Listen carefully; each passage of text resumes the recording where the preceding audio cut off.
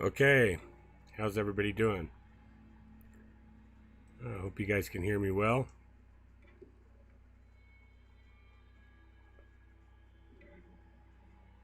Okay, well, welcome to Enigma Recon. This will be episode 5, the GLST Bigfoot investigation on May 5th, the 22nd of 2021. So it's good to see everybody. Let me get the live chat to open up here for us. Gary, how you doing? Gorilla Girl, great to see you. Richard King, Matthew Alves, good to see you. William Lowry, great to see you. Mark Rousset, excellent. Okay, what I'm doing here is I've got my phone running down below us. We're gonna try to save as much data this round as we can. Doesn't look like the stream's too clear. I can't really tell on this end, so hope you guys are gonna get a good show. You can always give me a little feedback, and I'll keep trying to check the live stream here. And you can tell me what kind of resolution, how things are looking. I've got a couple options. I can kind of check in a little bit here and there. It says the connection's excellent, so that's great. So we've got 10 viewers. I want to welcome everyone here this evening. We're going to be going over the recent little investigation we did. It was kind of impromptu. We had very little time, actually, to go in and out on this still. We were going 200 miles away to take the kid up to play at a studio where they were doing some recording and whatnot. And that gave us a very short opportunity and a window. Since we were going to be within about 20 miles of the site, we decided to zip over there and as fast as we could get in and try to check out the site and area just to see if they'd had any recent occupation, because we heard that the riverbed there had been totally dry and that they had probably moved on. There hadn't been really any sign, and it's because one of the flash floods earlier had filled it with sand and sediment, and that happens in New Mexico quite frequently. And then of course subsequent rains and wind flows and everything clean those out, and it gets back down to where the water will be exposed again. And that recently had happened, so we went ahead and went in there, and we were able to pick up on some sign. There was definitely no constant habitation or occupation of the area going on. We noticed that based on how much food there was laying on the ground compared to when the family unit is in there. They do a really good job of cleaning up all the available food that may just be like lying about. The food I mean by is Russian olive and other things that are ready to forage and pick up or gather. And so during this time in there, like I said, we did notice some of that. We didn't see any recent ground marking, but there had been, like I said, the recent rains and a lot of weather. And we did see old ground marking from travel going through there. And there's a corridor there to where they go in quite frequently. And they pass through that area. It's just a place they stop, and we've run into them quite a bit in there. And upon checking that area, we were able to find manipulation, both intentional and non-intentional damage. And I went ahead and just tracked that out a short way to a pinch point where they crouch a lot, check the area out, and then they go through and often leave hair deposition. And sure enough, there was hair from what looks like Mother and George and the younger, but definitely Mom and George. So probably try to let a couple people jump on. Right now I can see the chat pretty good, so I'm checking everything out. Yeah, Richard, definitely used to YouTube not cooperating with us. Now this was a pretty impromptu live stream tonight, as usual.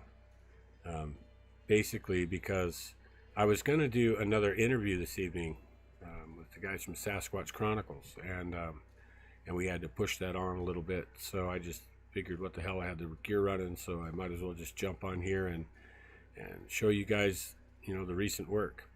And before I get too far along, I want to definitely give a shout out to our first Patreons, and that's going to be Todd Harris, Jeremy Scott, Cheryl Carter, and Gorilla Girl. I want to thank you all so much, especially Todd Harris. You really stepped up, and Jeremy as well. I really appreciate those. They're very generous, and we'll put everything definitely to good use. Like I said, we've got a long way to go before we would ever hope to cover out a pocket, but you know, maybe we'll get there someday, and we can up the ante on what we can bring to the table. So it looks like we've got quite a few people here. Got 11 concurrent viewers, looks like. That's good. That's good. Give people a little bit of time. We just got the links out, so I love when people have that first chance to see this stuff. Really going to hope this evening that everything pans out with the playing, and hopefully the video plays smooth. I think a problem I've been having all along is I've been recording everything as we go into the computer as well, and doing so really zaps. It's a great computer, a big Lenovo. It's got 16 gigs of RAM, a couple of terabytes, but I don't know how fast, you know, it'll render and record at the same time, and that seems to have been glitching, and it gave us a lot of shaky video playback. So we've been trying to conquer that. So we're gonna go ahead and try to do this stream without recording internally, and see if that makes a difference. So we'll shoot for the best.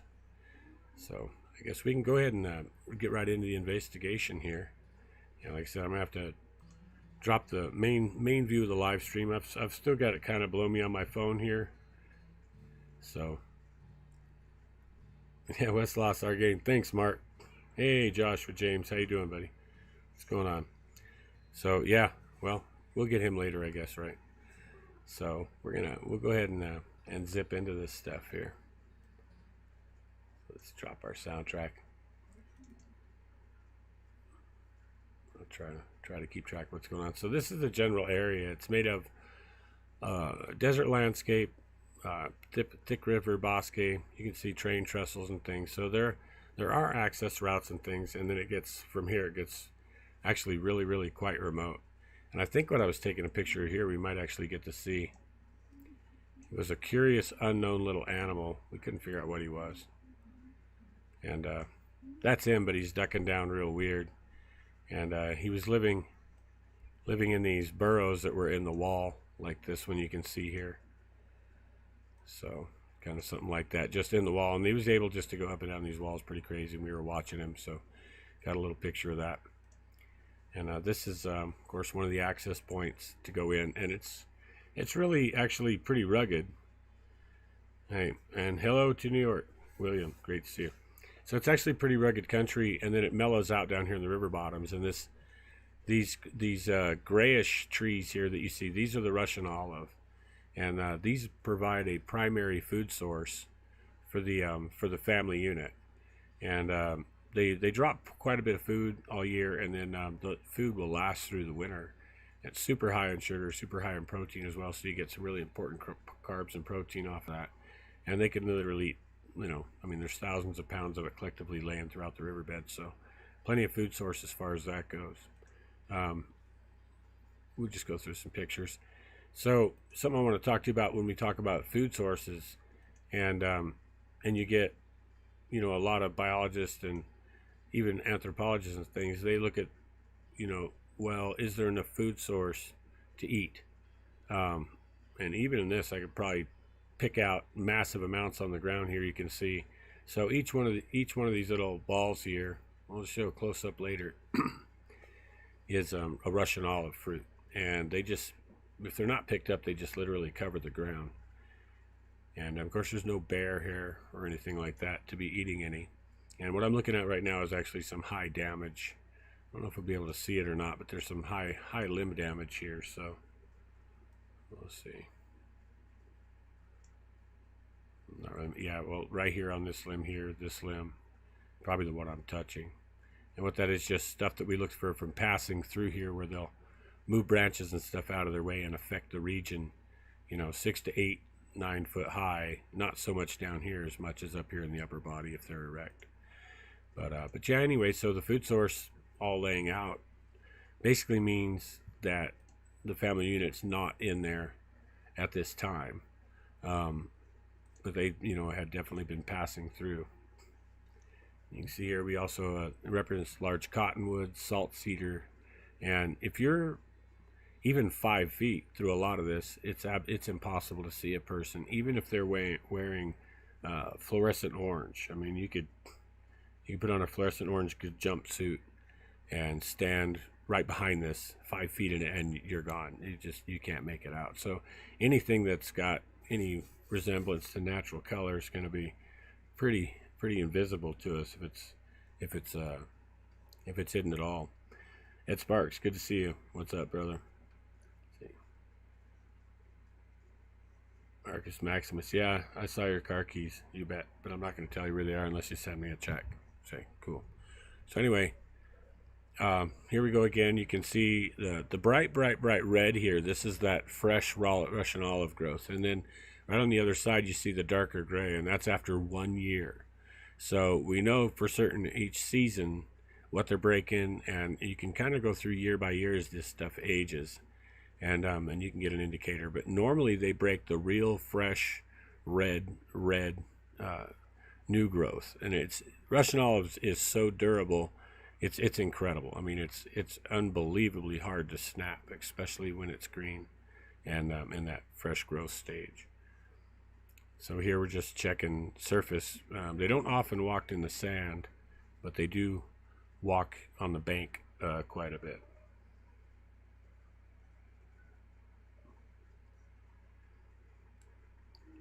Yeah, you can. Russian olive is absolutely edible for people. Yeah, absolutely. We eat it just to see. Pretty much everything they eat is edible for people to a point. You know, so this, of course, just finding a good solid place to go through. And this is a kind of a tunnel entry point that that they frequent. I mean, this is one of the ones where the family goes in and out quite a bit. They don't cross the river here all that much unless they're leaving the area. So this is actually an entry point to the overall area from the surrounding arid landscape and hills. And so I'm just kind of checking and poking to see who might be in there. We actually ran into them once. So, and it was during a filming for a teaser for a show. And we had full Animal Planet film crew there. And they wanted to do some filming, so I took them in here. And sure enough, the family unit had been in there when we approached. And maybe just 5 minutes or so before we actually set foot inside, they bolted. And so they left quite a bit of hair all over the branches and things, and it was so slight I could actually just blow it off. And so that's when the director of network development for this show that was coming on, when he came up and was checking it out, he actually asked me, well, how long do you think they were in there? And I told him, well, it's not very long. And I just reached up and blew a hair off a branch. And eventually, within about 30 minutes, the female, who had only moved away maybe 200 feet out through these tunnels, she actually went the location where I'll show you the hair in a minute. She grunted at us, and you could hear this and feel this low guttural grunt and a little growly sound to it. And the director of network development, who had been there, and the director himself both heard this, and they said to me, well, my God, what do you think that was? And I said, what do you think it was? He said, it sounded like a grunt. And I said, well, what did it sound like? He said, like a grunt. And I said, no. I mean, what did it sound like? Say, I'm happy or angry or what? And he said, frustrated. I said, well, that's because she's frustrated. I said, she's probably 200 feet from us, and we're in here bugging them. We've been here for 30 minutes. It's got her kids and everything. And so he started to freak out a little bit because he felt the impact and the volume of that grunt. And I asked him, I said, do you guys want the film of the century right now? Do you want this $25 million ultimate video? I said, you got a red camera, which is $250,000 camera. It's golden light, perfect lighting. She's 200 feet away from us. I said, we could probably get a glimpse, at least one of the kids or whatever, and get it at close range, you know. And they said, that's it, shoot's over. And we had plans to be in there after dark and shooting some night stuff. And like I said, that was it. We're gone. They said, we're done. And I told them, what do you mean we're done, man? Isn't this what you guys came out here to do, you know? I know you want to shoot a teaser, but what better is this, you know? And he said, nope, we're out of here. We're not gonna endanger ourselves. I said, well, if you believe it's right there, then let's do this. And he said, well, we're not gonna drag this camera guy and his camera through the woods. And this guy filming was an airline pilot on the side, commercial airline pilot. These guys have nerves of steel, you know, solid as a rock. And he didn't even flinch. I mean, he knew, he understood, he got it. And he didn't even flinch. He said, let's do it, let's go. And of course, the director of network development and the overall show director, that B unit director there, said, nope, we're done. We're out of here. We didn't come for this. We're out of here. We're done. We're done tonight. And so that just goes to show you, I mean, when you have all the gear there, Animal Planet's there, everybody's there, and everything's right, and it's the real deal, yeah, they run for the hills. So tough to find a film crew that'll stand around when you're really doing the business. So here I am. Let's check the old chat here.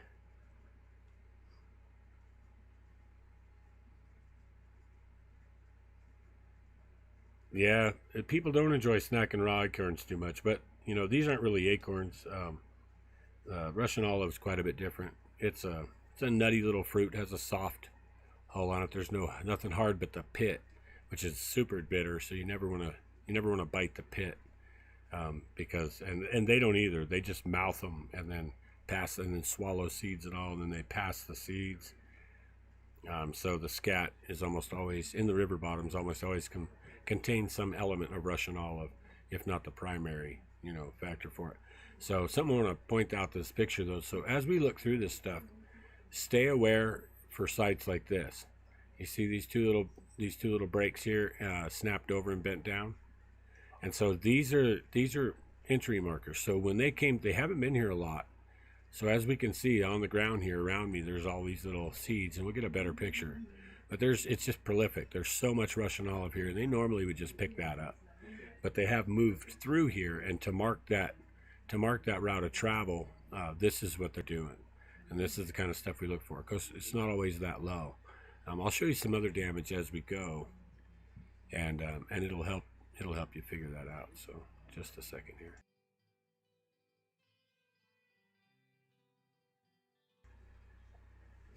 Let me get this out of my way so I can, there we go. Okay, so here I am just going ahead and examining the Russian olive, and this is what we're looking at. So these small little berries, and they have a pretty large pith inside, but what's around the outside is super high in carbs, and it's extremely nutritious, and they're real soft. They're not hard or anything. So I think we've got even a little better shot of these here. And this makes up the majority of the diet in these riverbeds. This is what they sustain themselves on for the most part. Of course, they'll also eat sand and algae, porcupine, everything else. You know, we've found in their scat. So they'll eat pretty wide variety of stuff. So now here I want you to look. There's something to notice here. Now I don't know how good a resolution we're coming across at right now. Like, see, yeah, extremely bitter. That's a fact. So they don't stay in one area all year long. Well, by area, you know, it's kind of relative. So not within like a half mile or a mile. So they'll occupy on a river system between a half mile and a mile for 5 to 7 days at a time, sometimes a little longer. And what they're doing is they scare everything, they deplete the resource and everything, and then they move on. And they don't just move right next door, because the game they affected in the environment that they affected where they were, also the periphery of that gets affected. So the animals you basically chased out from here go right there. So they'll move a few miles down the river generally and occupy for another week or so, and then they'll go back and forth. And what they're doing is utilizing the resource and giving time for everything to come back, and not really having a major impact on any one spot. Of course, after time, you end up with an impact in each place they go repetitively. So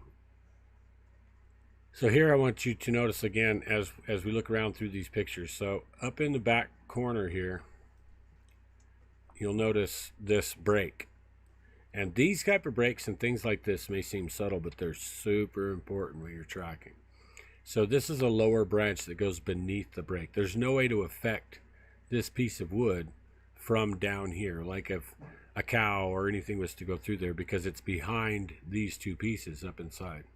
And then another thing I want to point out about that break is it's broken down. So it got pulled down out of there. It didn't get pushed up like a whatever. So and I mean, we follow, you know, sign of thousands of cattle and everything, and these are what make the difference between when you're tracking animals that should be there and shouldn't be there. Of course, the coyote's never going to affect that. No other animal is going to just affect that branch. But Bigfoot, super typical. They'll just reach right up there and snap it off. And then you'll also notice the branch that goes to that's very fresh, but it's not here. And we actually looked for that. So, and we'll just go through a little more.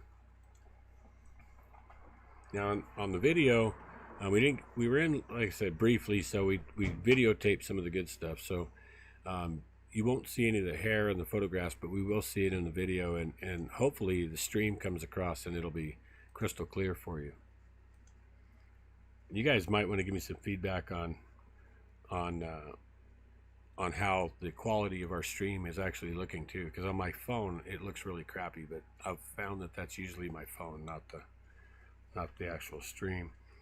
Do they stack rocks? No, not really. People attribute stacked rocks to them really frequently, but in all honesty, no, not really. They stack them when they're picking them up to look for grubs and things and things to eat beneath the rocks, which they do quite frequently. We see where they picked up rocks upwards of 1,000 pounds just to get the gypsy moth grubs.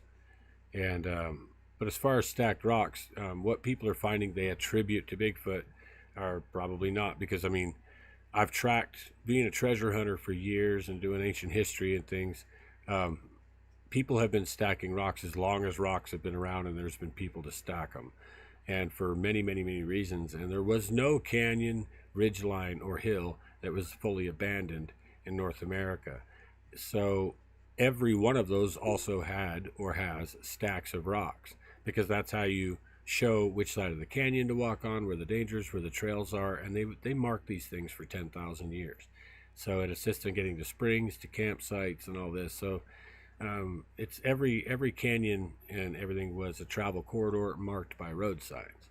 So to go out in a remote area and find stacked rocks and assume that a Bigfoot did it wouldn't be necessary, because they don't need them to get around. Human beings often do. So, you know, they're good enough. I don't believe they get lost, basically. So here's my beautiful woman Tara cruising through. Isn't she gorgeous? And like I said, this is the Canyonlands, and I think we're heading out on this end. So, and like I said, I just take you guys literally through the raw files when we do this stuff. So not like anybody else, I'm really not gonna show you guys, like, you know, pick through them and say I'm not going to show you this one, I will show you that one. Just not the way we do stuff. I mean, I do when I edit something, but I think you guys might like to see just the raw files. You know, here's how it comes, you know. So let's see. Looks great. Good. I'm glad the stream's kicking ass. It should. All right. Thank you guys. Thank you, William. Thank you, Marcus. Okay. Thank you. Mark Burchett. Russian olives can be eaten by humans in desperate need. They'll give you the squirts, and the bitter pit tastes quickly. Looks good. Yeah, they probably could if you ate enough of them. I would imagine you could probably get used to them, believe it or not. They're not really like that hardcore from what I've seen. Maybe the green ones, but we've always eaten them when they're you know, months on the ground, basically. It says Marcus says, makes sense. I was just curious because of the trail markers you mentioned. Yes, I'm going to, homie. Right on. It said Alpha Omega, I heard they hunt skunks for their scent glands and use them on a predator deterrent for themselves and their young. No, it's not predator deterrent. We buy scent, even skunk, to mask our own odor when hunting. So you can buy hunting scents, and these are not to attract animals or deter predators. These are to cover your scent. So I don't know why a Bigfoot really doesn't need to deter any predator, for starters. So grizzly bears smell Bigfoot, break into a panic, and run. And that's just the way it is. There's nothing that they have to fear. They're a top tier predator. But it is extremely important that when you're hunting game, your own odor doesn't give you away. probably noticed at one point or another that dogs will roll in the most disgusting stuff you've ever seen. Wolves do it just all the time.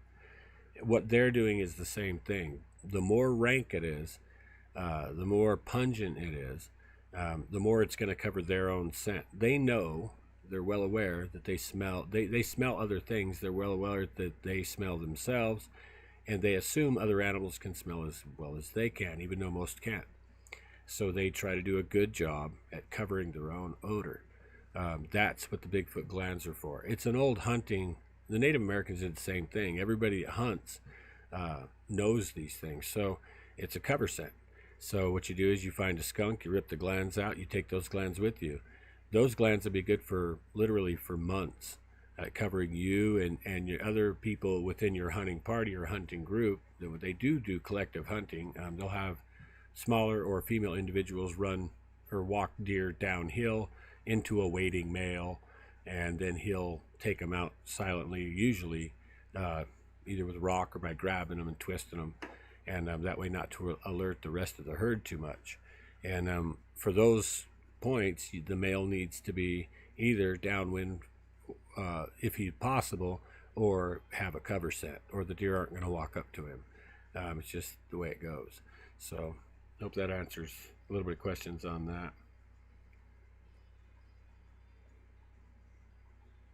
Yeah, thank you, Dick Tracy. That's right. Yeah, you guys can pick that. My point was sometimes it won't stream at that. Sometimes it'll really drop it down. I'm glad you did that, though. Yeah, because most people's aren't set to run that high. So thank you for pointing that out. Gorilla Gurk, right on. Now you got a good pick. So I'll tell you what, let's go ahead and jump into the video that we shot on this thing, and let you guys take a look, and I'll zip myself off while this is on. Now, you're probably not going to hear a whole lot in the video because we're trying to be quiet. So it's not that the volume is gone or anything. And then you've got some heavy, excuse me, some heavy tree and wind noise in the background as well. Like I said, but I'll blip myself off of here, and we'll all just watch this. You guys hit the light, and then I'll stop it. If you want to see something again, hit me in the chat, and we'll go back and we'll review it. Okay, here we go.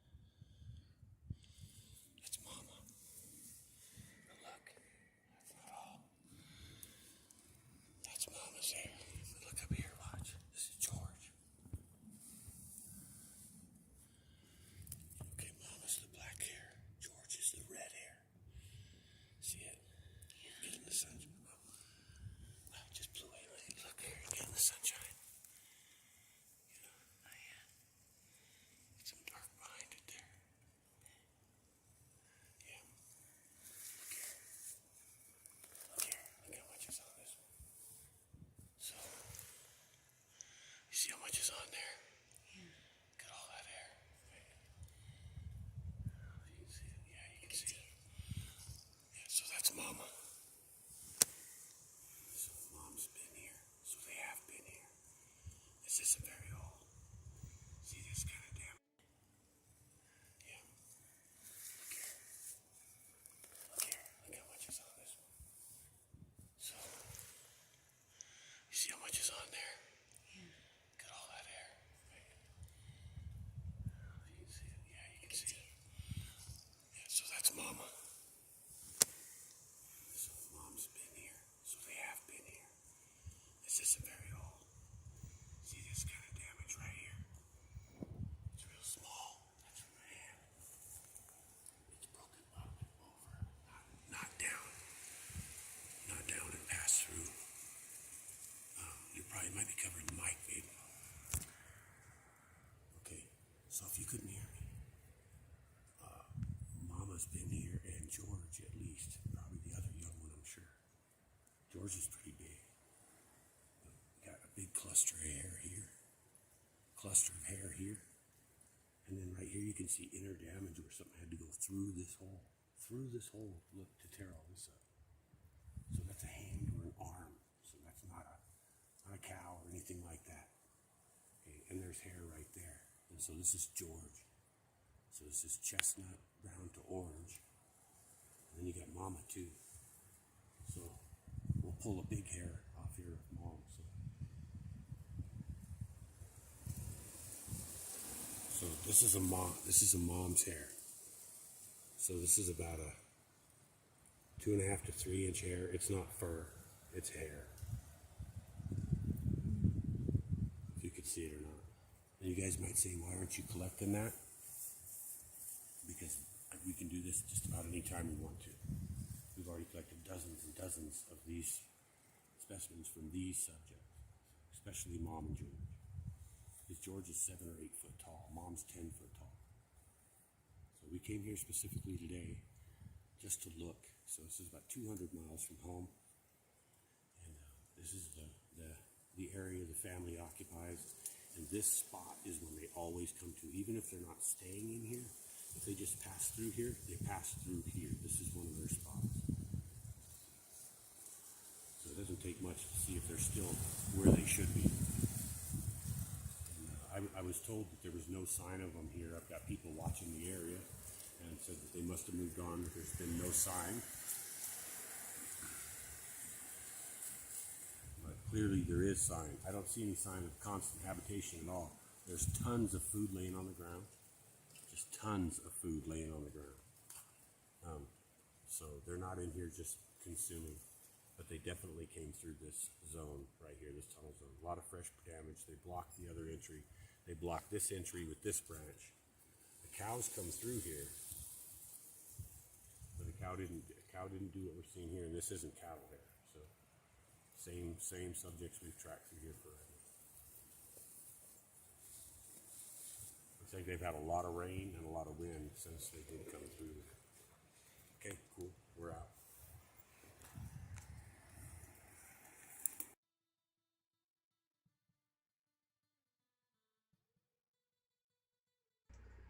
Okay, so there was our cut. Let's get in here and I'll see what we've got. This is Marcus Maximus asks, do they have any weaknesses that you've been able to observe? Sure, absolutely. Everything that's in the natural world either has a weakness at some point or another, or is weak-minded at some point or another.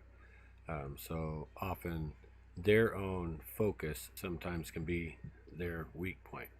So they can focus intently on observing a subject, so intently that it is possible on occasion to get the one up on them, or to basically get the better of them, like that. You know, it might be others have mentioned when they're drinking water, things like that they've been able to sneak up on them, and that's totally common, and it has a lot, just as much to do with the way the water reflects sound and breaks sound up as it does with anything else, and then the attention on drinking or whatever. So most creatures are like that. We have a couple way of viewing the world. One's through like a warrior stare, where you see everything at the same time, and that is how they often cruise through their environment, but as soon as they focus on one item, person, subject, animal, whatever, then just like anything else, they're less aware of everything going on. So I guess you could call that a weakness, but I think it's a weakness that most animals basically suffer from. Also, I guess on top of that is their own self-confidence can be a weakness. So they can be subtly baited in just with our own presence and made to believe what I guess is true, that they have the upper hand to the extent that they'll take advantage of it. And in doing so, kind of play right into us wanting to experience them or traits or tracks of them. And so I guess a weakness is they can be very predictable in a sense. Like if you have a close area and you put up a game cam, they're going to find a way around the game cam. You can pretty well expect they're going to do that. So they are predictable, and they will use routes of travel that are the most strategic, and that's often how we predict their location and behavior and are able to do so well with evidence and tracking, is because once you get a gist on how they act with their stealth aptitude and always looking for the upper hand, always looking to be in the best position possible, either for cover or strategic position for safety. And so you could call that a weakness because they always operate in that manner.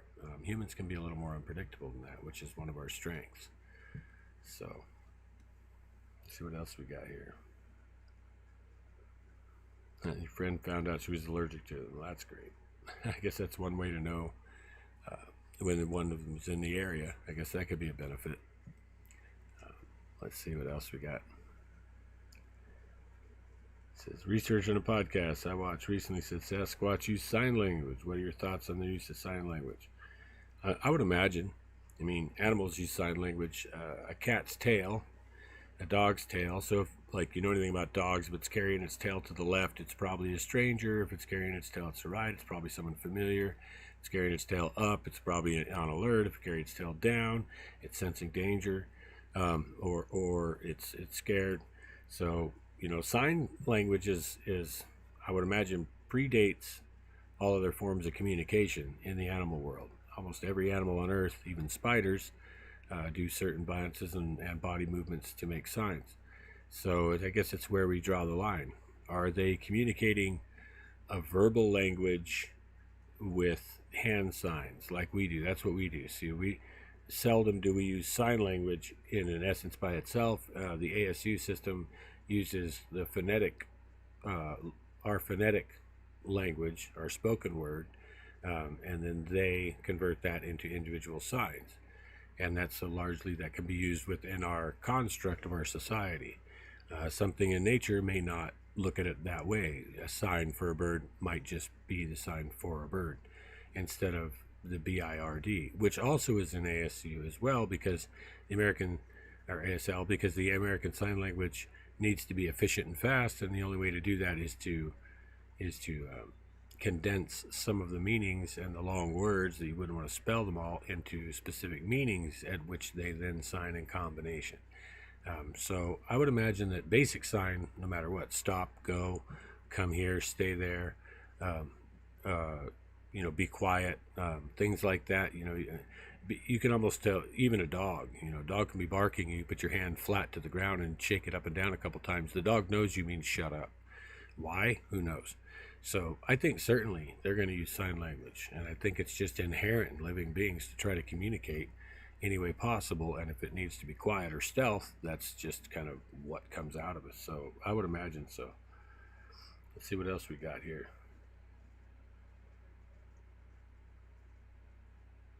It says that it's theory that, okay, thanks Marcus, he likes my way of thinking. That's kick-ass. No problem. Let's see if I can get this to keep showing me my chat here. This is, however, compared to us, they are masters of the environment. Oh, and beyond. And beyond. If you live, whatever you live every single day, you become a master of it. It just doesn't matter. If you dive for clams every single day in the ocean, you become a master at seeing the personality traits of all the animals and fish around you, because you have to for your safety and in order to hunt them and whatnot like that. So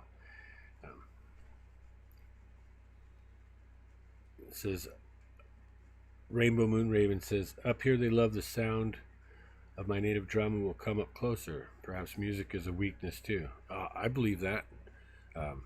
Animals will do, all kinds of animals will do that, respond to music. I mean, when they say music soothes the soul of the wild beast or whatever, that's not a joke. I mean, we all know that the basis of music is an expression of emotion, and emotion is probably the deepest form of communication we can have with any species. I think that's the way we cross species communicate, even if it's with a mouse, whatever. It looks at your emotional quality to form its trust, and I think that, yeah, certain instruments, I'm sure above others, definitely have an awesome impact.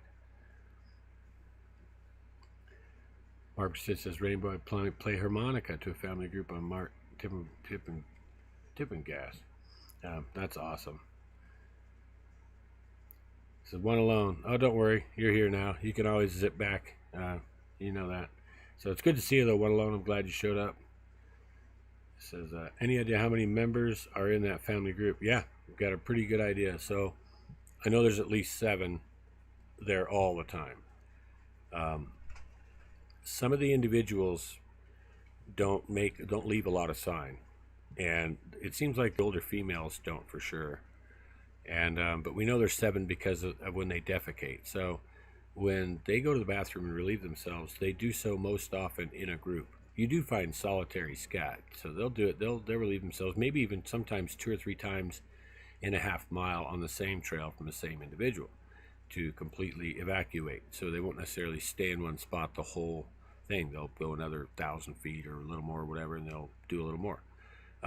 But most often when we're with the family unit area, we find defecation in a family unit grouping, to where you'll have 6 of them go together, real close together, 3, 4, 5 feet apart, and then you'll have one about 20 feet from there out in a more obvious position. What's happening is the one is playing sentry and the rest are going, and so, but they all still go together.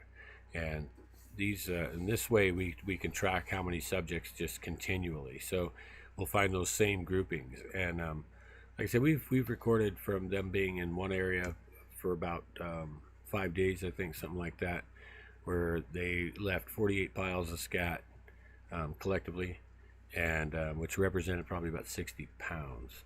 And you know, located in basically one day, just tracking their movement through around about, you know, half mile, maybe 3/4 of a mile of river area that they were occupying in that time, and then they moved on. And this is just what they had left at each scat deposition area when you stack it up. So okay, this is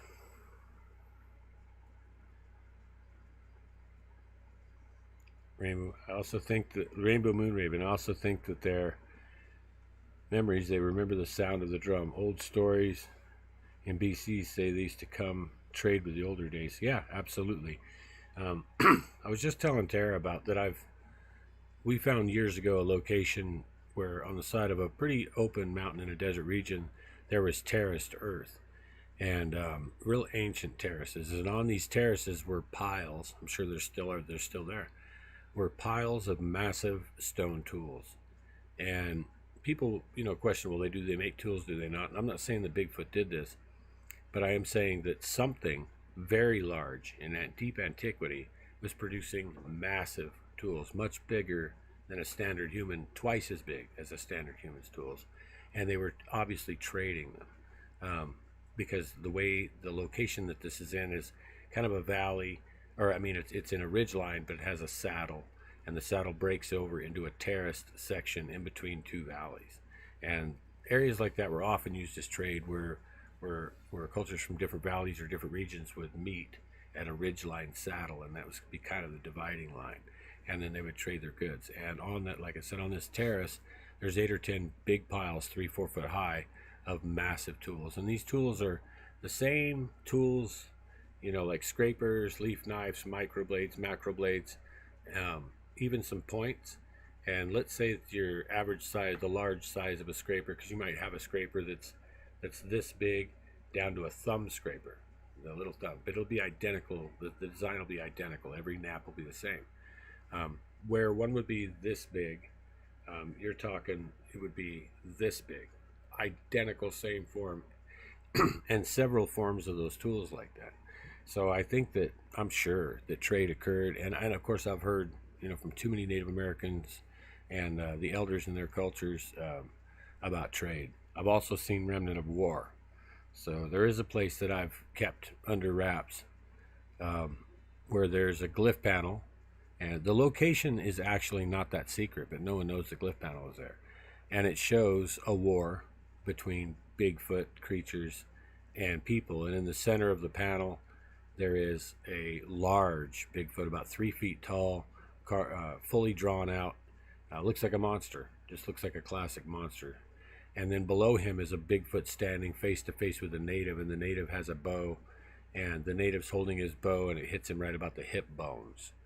And so, that's 10, 12 foot or 10, 11 foot, something like that's what they're showing you the scale. And it has a whole scene to where they're attacking each other and in big melee.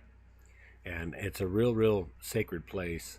I don't want to mention the name. It's in Arizona. One of these days we're gonna do an expedition there and bring this out to the world. There used to be a large fissure in the stone next to the panel and it was completely full of burnt bone, like they had piled whatever it was they burned, bodies of some type, into this big crack and burned them from the bottom up, and just burned all the bone, everything that was in there, and left a huge pile of bone out front. And we went back about a year after we discovered that, and the entire pile of bone, which is about 7 foot tall at the base of this crack, was gone. And it was probably 12, 14 feet in diameter. And I mean, it was gone to flat ground. And that really was kind of weird. And the glyph panel's, of course, hidden because it's up out of sight. And you're up under a cliff, and there's an overhang, and it's about 40 feet off the ground, actually. And it's behind the trees and things, very difficult to see. But that showed that not only did they, sure, they potentially had trade, but they probably potentially had other adverse interactions too in the past. So let's see what else we got here.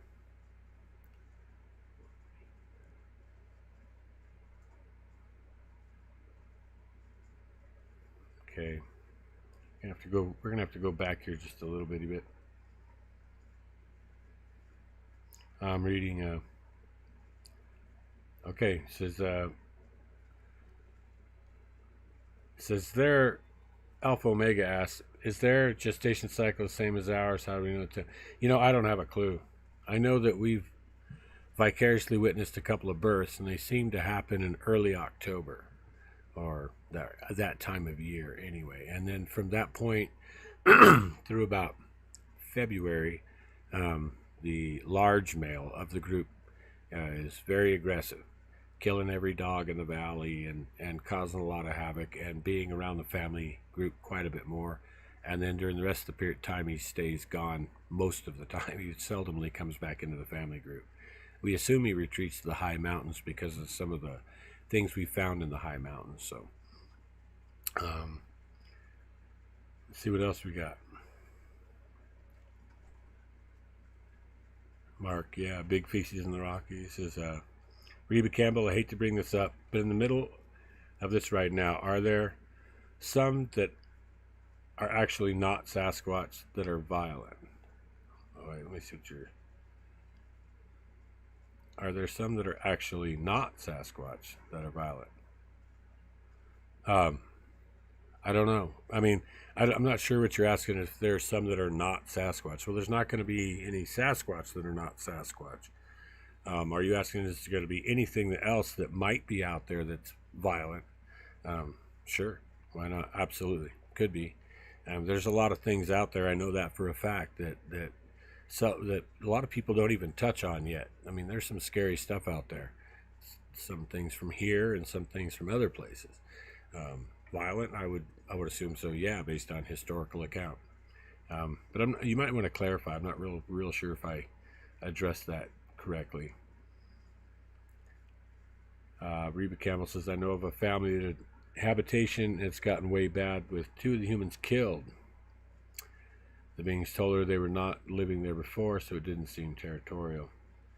Yeah, that's totally possible. I mean, you're going to have, in the natural world, you're going to have every situation you can imagine at one time or another. There's never a, oh, they are like this or they are like that, because there just isn't a living organism on the planet you can really say that about. Under this condition, most of them are like this. That's about as far as you can go. All kinds of things can happen that develop into feuds. So we got the Hatfield and McCoys, and it's all based on personal perception and who affects what, and then how they feel about it from that point forward. So I feel for the family that said they had habitation and 2 people were killed, but it's not surprising. But just because they hadn't been there before doesn't mean it's not territorial to some degree either, because maybe they're there now. I mean, every animal that has a territory didn't have the territory before it did, and most of those are taken by force, or I would say by a domineering attitude. The most dominant gets the territory. So it's not out of the question that they could be trying to assert their location, for sure. So Dick Tracy says, have you experienced mind speak with a Sasquatch? I think the music is going to be a groundbreaker for establishing closer relationships with big guys. Yeah, music probably is. And as far as the mind speak thing, okay, here's what I've experienced, and I'm not going to embellish anything. I really don't care. Most people know that. So I have heard my own voice in my own head at times when I'm real close to them. Basically, it's not like a direct thing that's coming in. It's more my response to it, knowing what the feeling is, saying, I'm a deer. I'm just a deer. I'm just a deer. Or I'm just a cow. And I had that happen while I was looking at 23-inch prints made by a subject less than 10 minutes before, who was still 40 feet from me. And we stayed that way for an hour and 45 minutes. I absolutely knew he was there. But my brain, something from the outside was making my brain want to conclude that it was a cow. And I kept saying it inside my own head. And I kept having to tell myself, it's not a damn cow. There's no 3,000-pound cow on 2 legs that just ran through here and left 23-inch tracks. It's not a cow. And I knew that. I mean, I absolutely knew it. I got to see him. I saw him roll over and stand up, saw him run. Ended up getting him on video. That was in the Waking the Giant video on our channel. And that entire time I was in there, that just kept going through my head over and over and over. I'm a deer, I'm a cow. I'm a deer, I'm a cow. Don't worry about it. I'm a deer, I'm a cow. So I believe, yeah, that's mind speak. People do the same thing. Walk into a crowded room, stare at somebody, they'll turn around and look at you. Okay, that's mind speak. They're getting a feeling from your intention, and they're deciphering that. So words could certainly come across in as much as the person who's receiving it is deciphering the emotional quality being projected and deciphering that, putting it to words. I can tell you that's what I've felt. And I've felt it more than just on that occasion. Almost every occasion I've ever been real close, you get that kind of a feeling.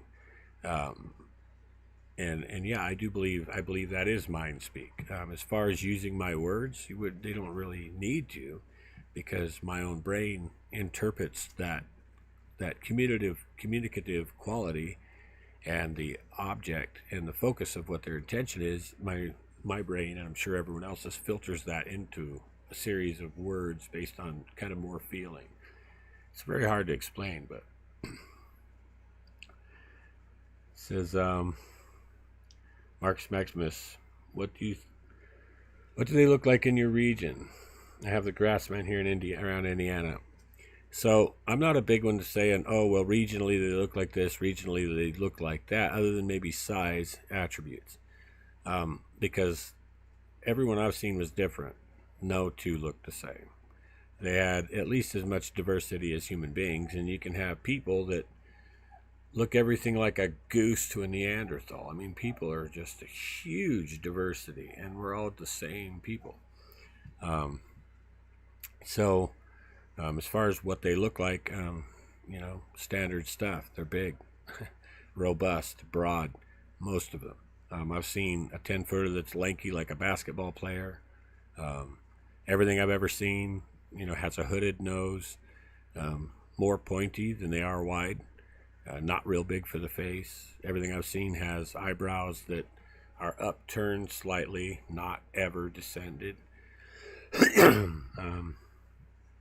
That just seems, that's the consistencies that I've noticed as far as, you know, what they look like here. I can't really go too much more because, like I said, they're just so diverse.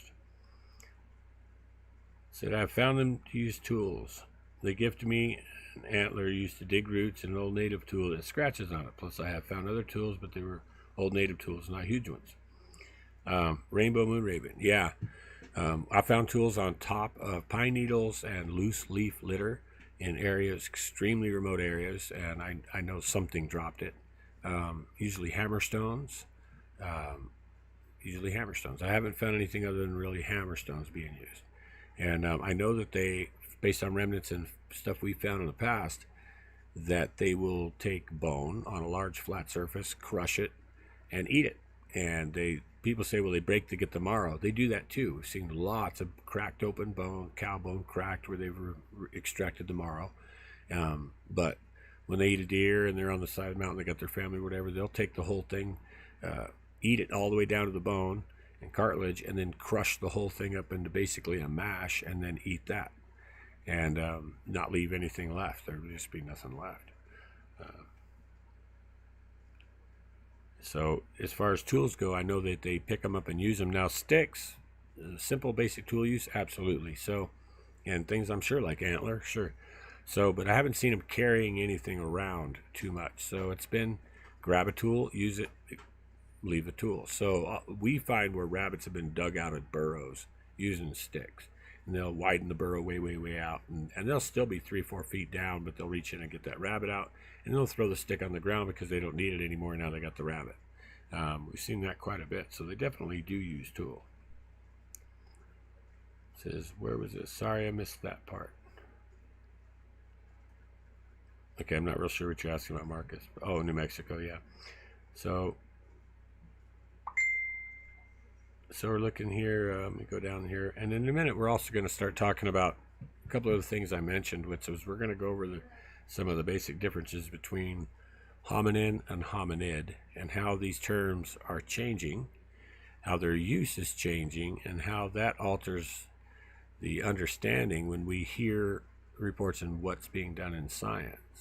So what you think may not be the truth, based on the new terminology, because the terminology used to be used one way and now it's been altered and used in another, and which is ridiculous, because anytime you do that in science other than simple revision, you throw the whole thing on its lid. So in other words, there's still school books teaching one thing, and why recent and modern curriculums teaching the opposite.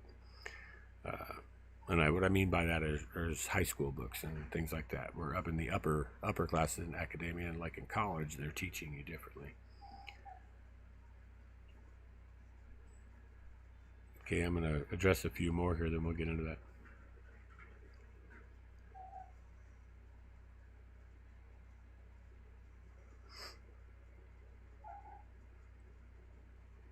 Okay, you guys are telling some good stories. So, to all the people that are going to be watching this in the future, and even right now, if you can't get to the live chat, you should, because there's some really good discussion going on. There's no way I could just sit and read it all. But so Reba Campbell, these had no boundaries and assaulted sexually this family, as well as killed 2 of them. Another woman was killed, found in a tree. Now the state is making a statement acknowledging them. Ohio. The reason I went ahead and read that comment is because not far from here there was an account that everybody kept very, very tight-lipped, very, very secret about one of these things that broke into a house and tried to assault a woman in her home.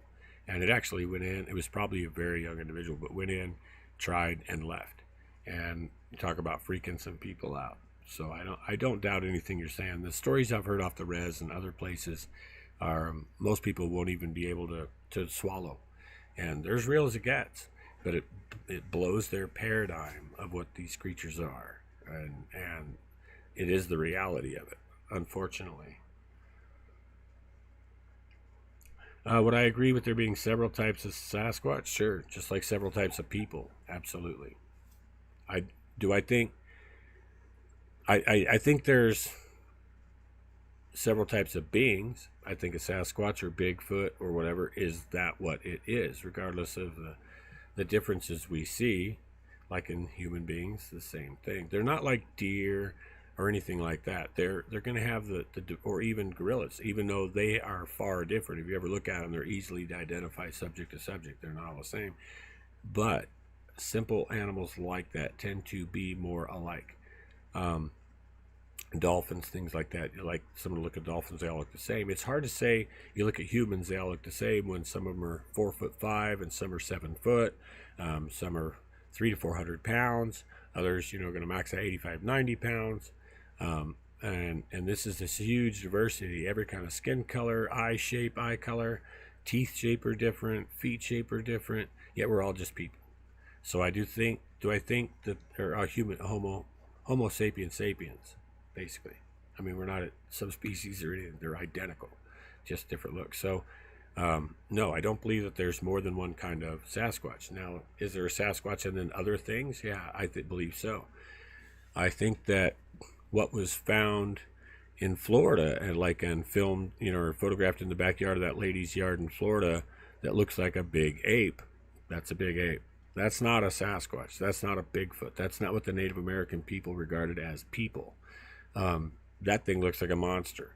Could that be the progenitor to the nuclear DNA or the father's DNA in a Sasquatch?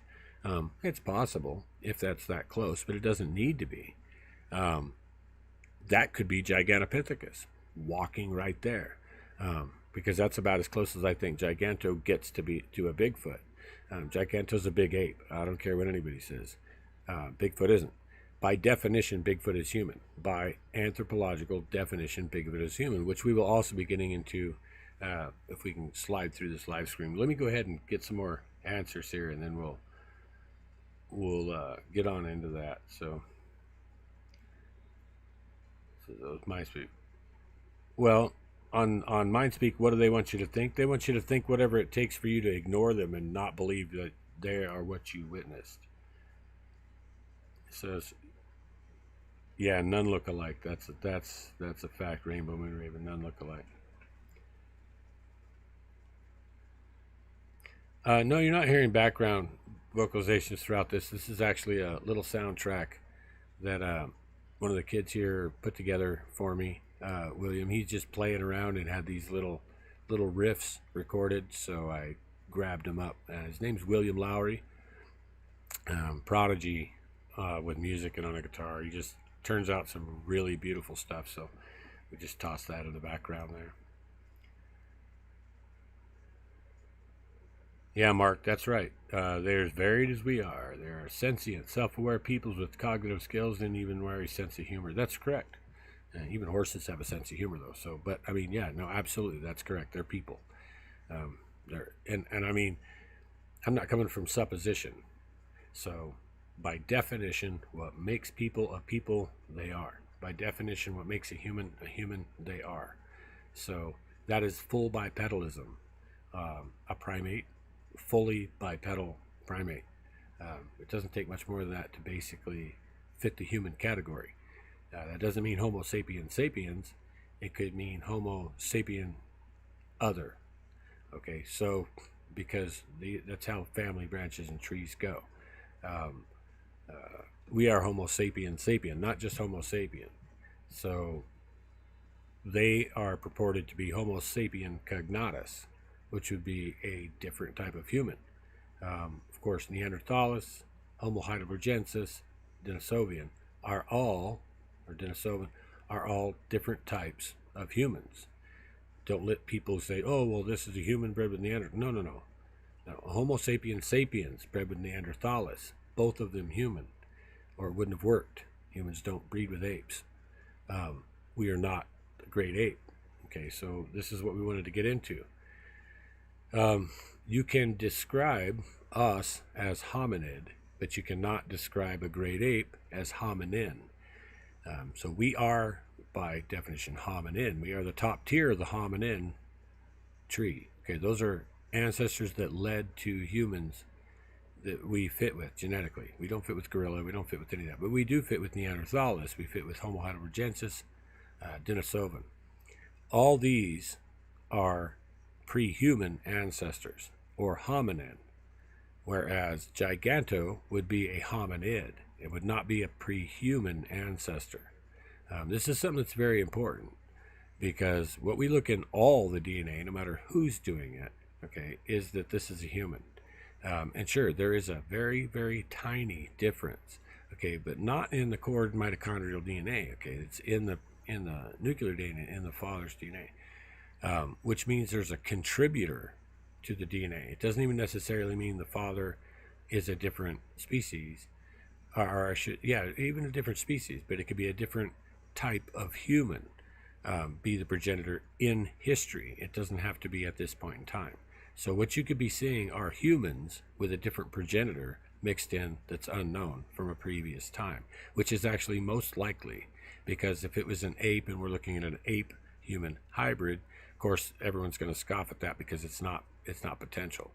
But a remnant human that's not, we don't know about yet, certainly is a potential, and that's what everything shows to be, because it doesn't have a degenerate morphology from a human. In other words, if you look at its hands, its feet, its gait, its upright, its proportion, and everything else, sure, it's a little different, and there are adaptation, okay, but the foot does not show traits of a great ape. It shows traits of a human, and is almost identical to many of the ancestral humans or pre-humans like Denisovan. And some of these were huge. I mean, Homo heidelbergensis was much bigger. So was Denisovan, much bigger than we are today. So don't let them show you this graph where everything starts at a monkey and it gets taller as it goes. Sorry. We're not even the biggest pre-human, let alone great ape or anything else. But yeah, so that's kind of a little description on that, and I can actually give you a quote here real quick. So it says, hominin, the group consisting of modern humans, extinct human species, and all our immediate ancestors, including members of the genera Homo, Australopithecus, Paranthropus, and Ardipithecus. Okay, so we all know Australopithecus. This is Lucy. So we're talking way back, 3 million years ago. Okay, so these are humans. These are Homo. These are the same, are our ancestor. Okay, and they looked less like us than a Bigfoot does. You throw in a big ape, sorry, that's not there anymore. Okay, so now when we look at hominids, the group consisting of all modern and extinct great apes, and that includes, that is, modern humans, chimpanzees, gorillas, and orang, plus all immediate ancestors. So we can be described as a hominid, but a gorilla cannot be described as a hominin. I don't know if that makes any sense. They are hominid. We are hominin and or hominid. So this is the whole new thing going on. And what I'll do is, after this is over, I'll throw a link into the description, and it will have, it's actually the Australian Museum of Science, Human Evolution, Hominid and Hominid, What is the Difference? That's the title. And I will be throwing that link in there, and you can go check out this for yourself. Because as new studies come out and discussions occur, what we have is terminology changes in a manner, like I said. So it's already confusing enough when a human can be a hominid, but a great ape cannot be a hominin, blah, blah, blah, blah. So, but you need to know these things, because as we hear DNA studies being discussed and people in their discussions and whatnot, we want to be able to form a proper conclusion. We watch the professionals on TV. We want to understand the keywords. What exactly are they saying? And you'll be surprised. Once you get it, you'll actually be surprised to hear that. So what I'm going to read you now is a quick description of how this came to be. It says, over time, biological classifications change due to improved techniques and their better knowledge about the biology and evolutionary relationships of different living things. Now, with their better knowledge, scientists have revised their classification to develop more up-to-date evolutionary trees. In this scheme, only 2 families are recognized with all the great apes, including humans, placed into the same family, the hominid or hominids. The next branching off this evolutionary tree divides the orangutans into one subfamily and all the remaining great apes into another subfamily. Then, at the tribe level, gorillas, chimpanzees, and humans separate into different branches of the evolutionary tree, with humans in the hominin or hominin branch. As a result of this classification change, modern humans and all our extinct ancestors are on our own branch of the evolutionary tree are now known as hominins rather than hominids, as they were formerly known in old classifications. So, go back 20 years, we're hominids. Textbooks today in anthropology in high school were still hominids. Go into anthropology in the upper schooling and academia, and we are now hominins. Now, it's very, very, very important because you'll see that at one point they basically lose track. If you go backwards from humans, we don't go to the great apes. That's the whole point. They figure that the great apes eventually came to us, which is why it's said that way. But there is no trace back to the great apes from the human lineage. And this is one reason as well that they branched off with the orang. So the orangutans, okay, subfamily, became a complete own branch of itself. Now, do we come from the orang? I don't know. Gigantopithecus is liable to be a big orang. But, of course, I don't believe they ever found enough to make that determination. So, now we've kind of covered that. Let's see what else we got. You guys got any back feed on any of this? Oh, no problem. Let's see.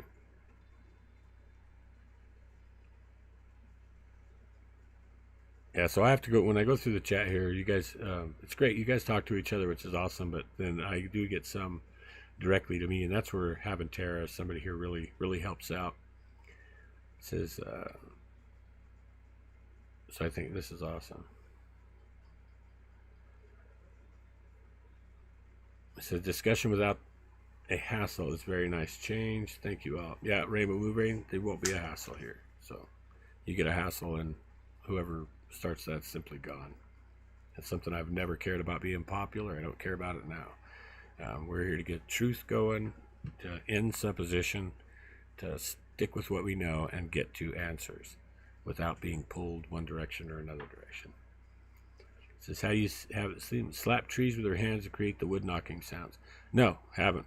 Haven't actually seen them smack anything. I've heard them at close range clack rocks, clack their teeth, wood on wood. I would imagine they certainly would do their hands on wood at times, but I would only have to assume. So he's not a predator. I picture a predator too, and they can feel just okay.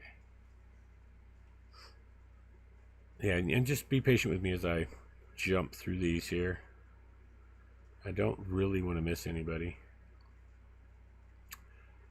It says, Little Kiss Records. Robert, I can understand being hungry and have viewed a porcupine, but my imagination struggled with the logistics of doing this. Can you please elaborate on the scat evidence you mentioned finding? Thanks. Yeah, no problem. So I can even do better than that, believe it or not. So what I can do is I can show it to you. How's that? So we'll just take 2 seconds to jump in here to files. We've got about, we're set up pretty good as far as it really goes. I've got a couple of terabytes stacked up in here now, so I think there's one in particular. If I can zip it out here, I know that probably that find was in 2013, I believe.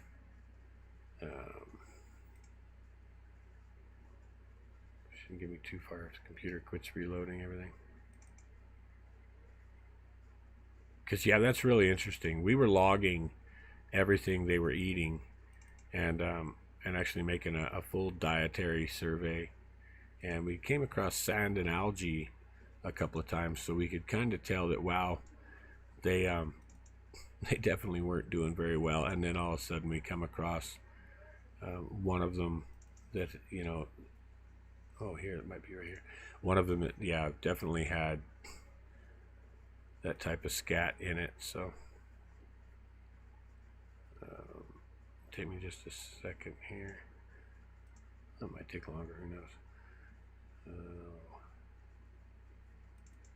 Yeah, and it's just, we've accumulated an unimaginable amount of pictures and data so far, and I'm going to try to get them all out to everybody. And I think it might end up in the future just maybe even going, you know, file by file if has to. So I know there's a gallery album in our Facebook Cryptid Hominid, the KX Cryptid Hominid site on Facebook, the group I should say. And in there's an album, and it's called GLST, and it was put together in 2013. It was one of the early albums. This one might be it. Let's see, October 2013. No. So, but anyway, and it was last updated, I believe, 2013, and it is it has that scat that's in it that I just mentioned with the porcupine quills and stuff like that in it. So this might be the album here. No, looks a lot like it, but it's not. Okay, so, well, I thought I'd just be able to rip that right up for you guys. Apologize about that. Should have been readily available. What else we got here?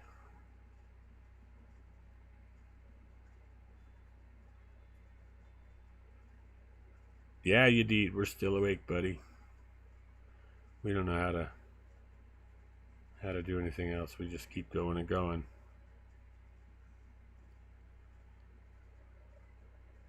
So I'll tell you what else we're gonna do.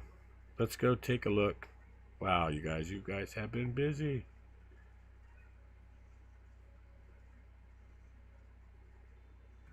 Oh, okay. Reba Campbell. As ancient DNA of Nathanos, Denisovian, and other ghost finding intermixing with modern human, question, what do you think of the UCLA eDNA of chimp in Expedition Bigfoot? I think it's a soft way of bringing it to ground. So, because what they're saying is chimp, it comes up because that's the only thing on that branch that has those primers or that has those markers. In other words, there's nothing else to compare it to other than the chimp tree. So it's not going any farther down the line than that. Which, if you, as we just read the descriptive terminology, okay, so that puts it on the hominin line, the highest point on the hominin line going up. It's actually the hominid line, but closest to the hominin. Okay, so what they're doing there is saying, well, here's the closest ape to human. So it showed up chimp. So chimp is that. So it's not going to be necessarily chimpanzee, as much as it is, I'm sure, the markers for that line or that lineage. Say goodnight, you dude. You're off to bed.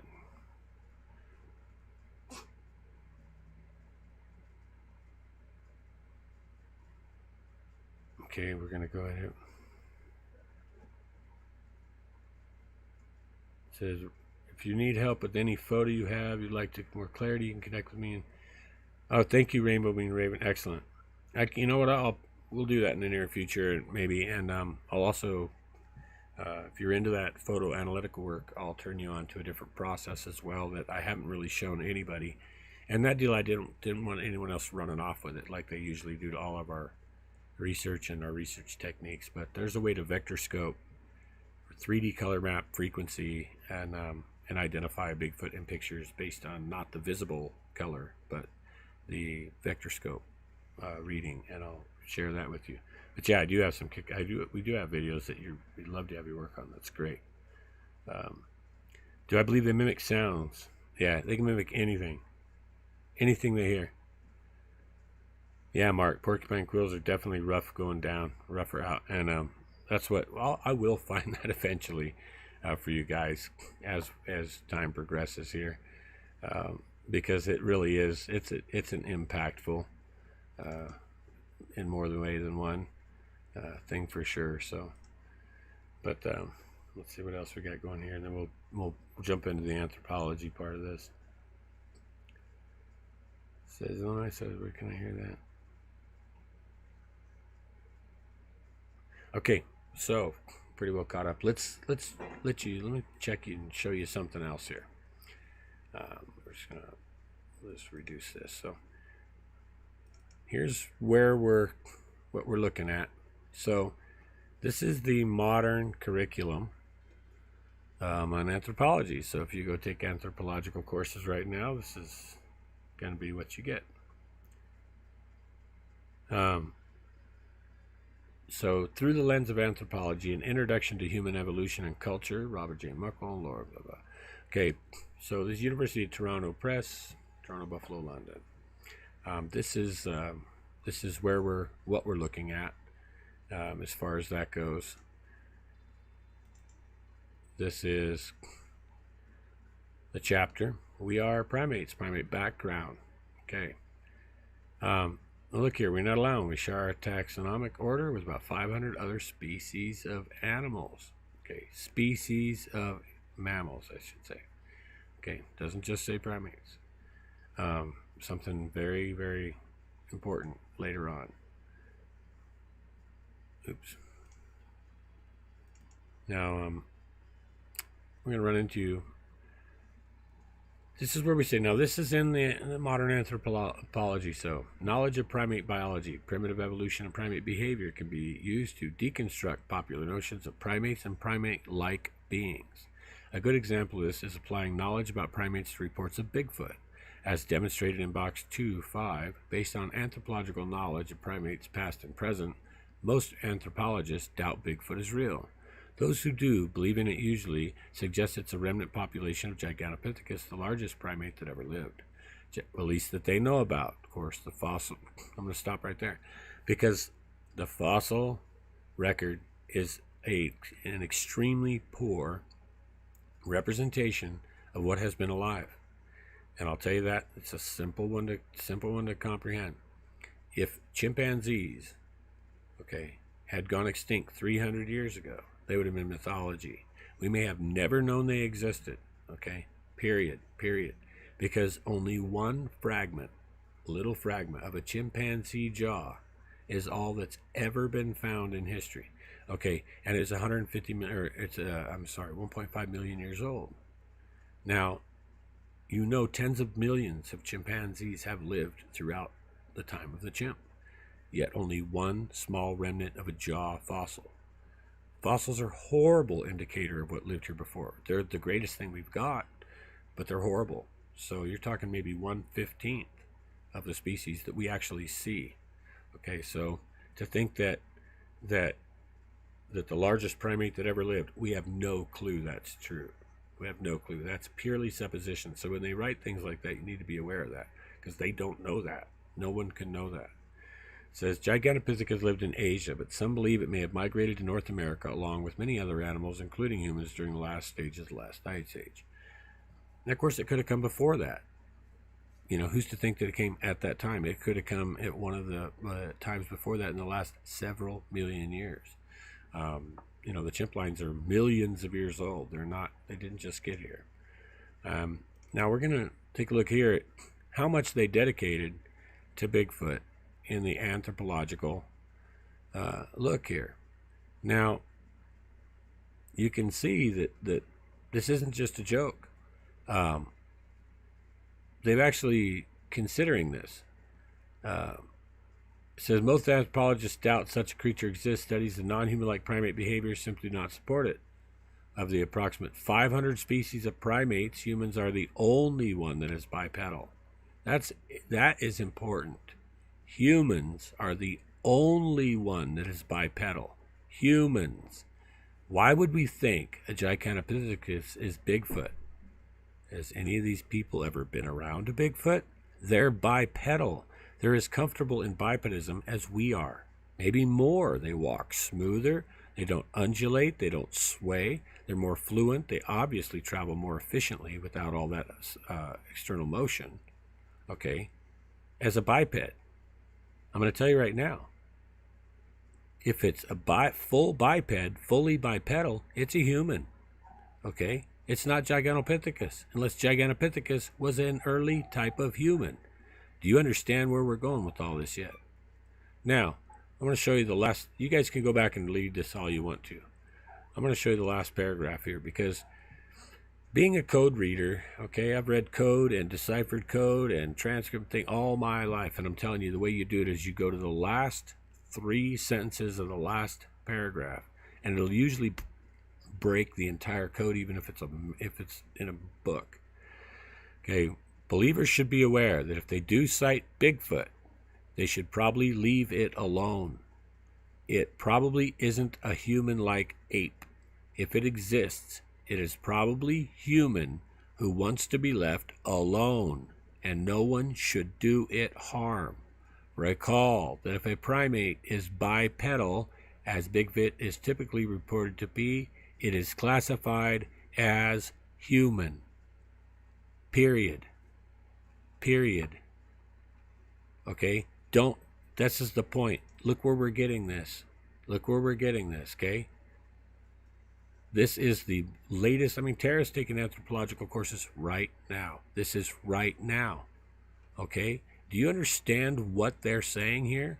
They can't just come out and say Bigfoot is real. All right? But the whole thing is this. It probably isn't a large human-like ape. If it exists, it is probably a human who wants to be left alone. Do you understand what they're telling you? They're telling you it exists, and it's a human who wants to be left alone. And they're reasserting to you that if it exists at all, it's a human. Because all the traits that we see, okay, it's fully bipedal. And what did we learn? What did we learn right here?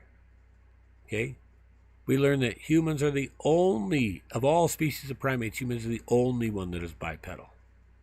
Now go throw that back at the Giganto supporters, honestly. And I'm going to tell you what, whoever's been out there with the most experience with the animals, I don't know anyone who thinks that they're a big ape. Not of anyone who has personal experience with them, for real. Which it's funny, because so many people claim that they're out there in contact and they've been around them and all this stuff. And I'm telling you, it's really odd.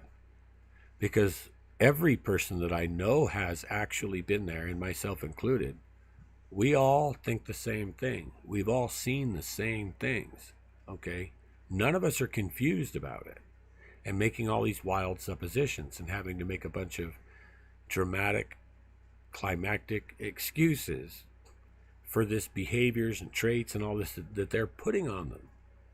The people that have the most experience with them, none of them, including all the natives and everyone else, none of them think they're a monkey. None of them think they're an ape. Everyone feels outclassed, outmatched, and of equal intelligence. Now, when we look at the anthropological viewpoint, which I just showed you, and we discussed the terminology and how it's used, and you're going to see that what they've done is created a circle jerk routine. They've created every time you start going to the human, okay, we can go backwards back to hominid. Okay, but you can't go the other way around. So by their way of talking, thinking, and proposing, this cannot be a human. Do you get it? Because it's a hominid. Okay, and it's a hominid from the great ape upside. So they're not talking hominid from the human backside. The way they've been showing it is it could never have evolved into a human. It's not of that tree. It's of the upper end of the great apes. This is where they want to divide this, because they don't want you to know these are people. Okay, they don't want you to know they're human beings, that they're people who live free and without regulation, and they have their rights. They're a great example of what they fear that normal people will end up trying to be someday. So anyway, okay, where are we at on time anyway? So it looks like we're hour and 52 minutes. Let me address some more of these guys here, and we're going to see what we've got for questions and things. And if we don't, we're going to wrap it.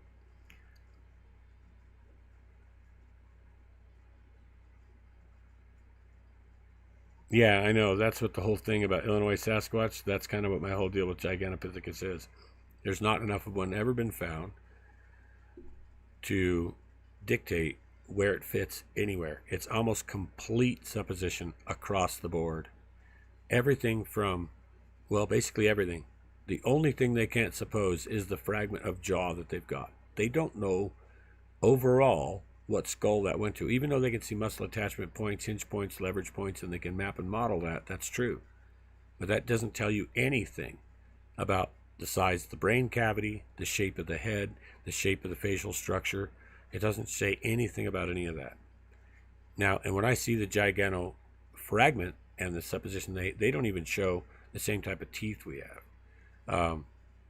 Not even, probably not even like a chimp. I mean, it's more baboonish almost, as far as like the serrated scissor teeth that they show or whatever. Then they have some big molars, but I don't know if the jaw fragment they have contains molars, actually. They always show a picture of a jaw fragment. It's never the actual jaw fragment. The one they have is very tiny, and they have a couple of teeth, and there's no positive that everything's coming from even the same creature. And right, they don't have enough of it to make a designation. So when you see something like that, it's almost like, wow, we need an excuse. And let's take these fragments over here and create our excuse based on these fragments. I know that if we go like back to Denisovan or whatever, and you can look at the skull comparisons and the volume and the size of the skulls, they're way bigger than people, way bigger. Homo capensis, brain cavity, facial structure about the same, brain cavity almost a third, almost 30% or even more bigger than us. Okay, so there's a whole lot. It's pretty obvious that they just don't want you to reach back into that. And until we're actually looking for it, they're not going to find it, so to speak. So it says they are human. That is what makes it so eerie. Exactly. That's what's scary. If I thought it was a big old 1,000-pound, 1,200-pound ape, I wouldn't be near as scared as I am, since I know that they're a tribe, extremely intelligent, very, very organized, highly strategic, and unpredictable. Apes are pretty predictable. Humans are not predictable, and that's another consistency we see in the Bigfoot. We see human-like behavior, unpredictable behavior. It says, Carlin has classified them as Homo ferus 400 years ago in the first book, Taxonomy ever written. Wow, World Bigfoot Radio, good to see you, and I'm going to get on your show soon. That's awesome. I didn't know that. And I'll trade you too, because here very soon, we're going to come out with a whole nother edge on some very famous persons who did a lot of work on this early, and apparently already had scat hair and everything else. I mean, this is a big deal, and we'll be sharing it here soon. It says, my alpha male, Rainbow Moon Raven, my alpha male looked very ape-like until you get to the eyes. Yeah, I agree. And there's people that look very ape-like, so I can't say anything. And I'm not going to say anything. Anyway, Gigantopithecus has jaw that suggests skull sets on top, shoulders pointing towards bipedalism. Say that being fully skeptical of common. Okay, so here's the deal. I understand that they say that, but there's not enough of the jaw. There's no hinge point to the back of the jaw. There's not enough of the jaw to determine, okay, where the spine would have entered the skull. So it's supposition based on the fragment they've got. But it could be in many adjusted morphology to not be that way. So that's kind of what was pointed out before. There are so many suppositions being thrown around like it's something they know. And this is where the misleading comes in. And this is where people really need to look back. It's just like what I just showed you in the text where it says the largest of the great apes have ever lived. Whatever. They don't know that. They have no clue that's true. Because any scientist knows, or paleontologist, anthropologist, knows the fossil record is not an indicator of what lived and did not live. It's just the fragment of the largest ape jaw they've recovered. Okay, but in all actuality, when we go into Homo heidelbergensis, Denisovan, they were massive. Massive. If you look at a Denisovan molar, it's the same size as Gigantopithecus molar. This is what nobody's showing you. Just go look it up. Look at the molar they have from Denisovan. It's over twice the size of a human molar. If it scales, it's going to come from an 11 to 12 foot tall human ancestor. Now, nobody's pointing any of this out, but it really needs to be. Really needs to be. It says, I'm a third generation Alaskan. My grandfather settled this land. I heard a story about the giant in the books. Range, not a Bigfoot. Yeah, exactly. There were giants, exactly, that weren't Bigfoot. Lots of them, several different types. Matter of fact, there was people from 8 inches tall, okay, up to probably 15. And then, of course, there's writings all the way back to 30, 35 foot. I read of an old account, and it's not modern writing, an old account. We read these things before the internet.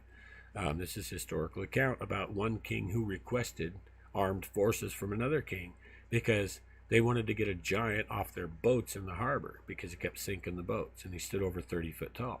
And whenever they would go to get him, he'd just walk out into the bay. So they were requesting help. And it wasn't a story or a legend. This is a letter from one king to another. Hey, we need your help. We got a giant. He's living in the harbor. He keeps sinking boats at night. A real matter of fact. 30, 35 foot. So whether or not, whatever. But there were, like animals, man. There's dogs the size of a bat, all the way up to a small horse. Every animal is like that. Why not? Why wouldn't humans, like we're talking, Denisovan's human, the Neanderthalis is human, Homo heidelbergensis is human. We have the Hobbit, that's Homo florensis, that's another type of human, a 3 foot tall. So already we're looking at 3 foot tall to 10 foot tall right there, just right there. So, giants, what's a giant? Giant just means big. It doesn't, and it's always from a small perspective. I mean, to a pygmy, we're a giant. So certainly giants existed that weren't Bigfoot.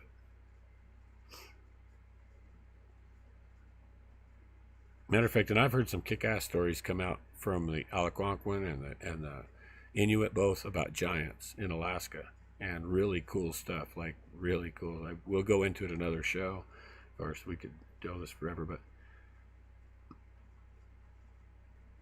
this is Randy, World Bigfoot Radio. Yeah, Randy, yes, I know someone who saw a group of 3 giants from a helicopter running across a mountain valley. The estimated speed at 70 miles per hour.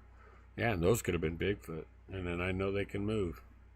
I know on all fours, I guarantee they hit 50 on all fours without a problem.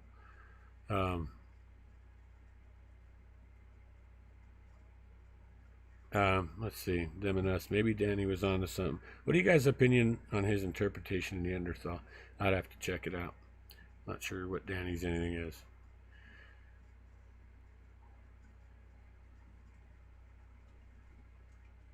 More Bigfoot Radio. Oh, yeah, man.